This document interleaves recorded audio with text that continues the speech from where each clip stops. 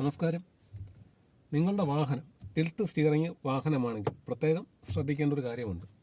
പല വാഹന ഉടമകളും ഡ്രൈവ് ചെയ്യുന്ന സമയത്ത് അവരുടെ കംഫർട്ട് ശരിക്ക് നോക്കാറില്ല. ഇതിൽ പ്രത്യേകിച്ച് ശ്രദ്ധിക്കേണ്ട ഒരു കാര്യമെന്ന് പറയുന്നത്, ഇത് ടിൽറ്റ് സ്റ്റിയറിംഗ് വാഹനമാണ്. സ്റ്റിയറിംഗ് താഴോട്ടും മുകളിലോട്ടും അത് കൂടാതെ തന്നെ മുന്നിലോട്ടും പിന്നിലോട്ടും നമുക്ക് സെറ്റ് ചെയ്യാനായിട്ട് സാധിക്കും. പ്രത്യേകിച്ച് എയർ ബാഗുള്ള വാഹനമാണെങ്കിൽ എപ്പോഴും നമ്മുടെ വാഹനത്തിൽ ഈ പിന്നിലോട്ട് തന്നെ സെറ്റ് ചെയ്ത് വയ്ക്കുന്നതായിരിക്കും നല്ലത്. അതായത് നമ്മുടെ ഒരു കൈ നീളത്തിന് എപ്പോഴും ഗ്യാപ്പ് ഇട്ട് വേണം നമ്മുടെ വാഹനത്തിൻ്റെ സ്റ്റിയറിംഗ് സെറ്റ് ചെയ്ത് വയ്ക്കുവാനായിട്ട്.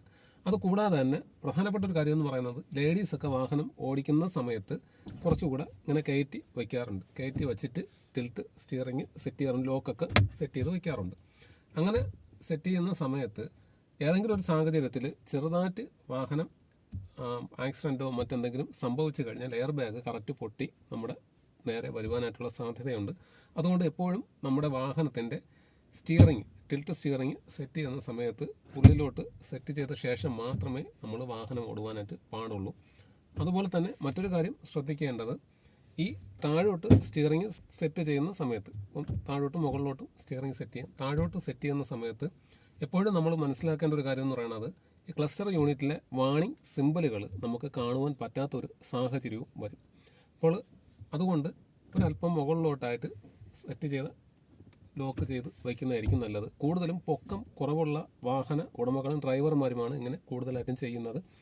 നിങ്ങളുടെ വാഹനത്തിൻ്റെ സീറ്റിൻ്റെ ഭാഗത്ത് ഒരു അഡീഷണൽ ഒരു കുഷ്യനും കൂടെ ചെയ്ത് കഴിഞ്ഞാൽ ആ ഒരു പോരായ്മ പരിഹരിക്കാവുന്നതാണ്. അപ്പോൾ ഈ ഒരു കാര്യം പ്രധാനമായിട്ടും ശ്രദ്ധിക്കണം.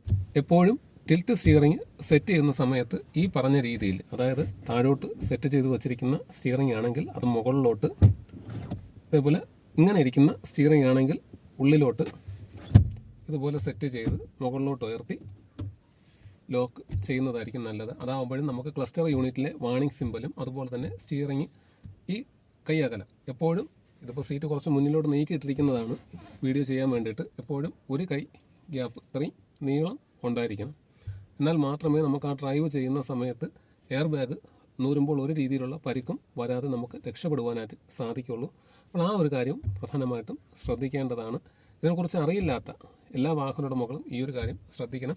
സീറ്റ് ഒരല്പം പുറകിലോട്ട് നീക്കി ഇട്ട ശേഷം ഇത്രയും ഗ്യാപ്പിന് വേണം നമുക്ക് വാഹനം സ്റ്റിയറിംഗ് സെറ്റ് ചെയ്യുവാനായിട്ടും അതുപോലെ തന്നെ ഈ സീറ്റിൽ ഇരിക്കുവാനും വേണ്ടിയിട്ട്.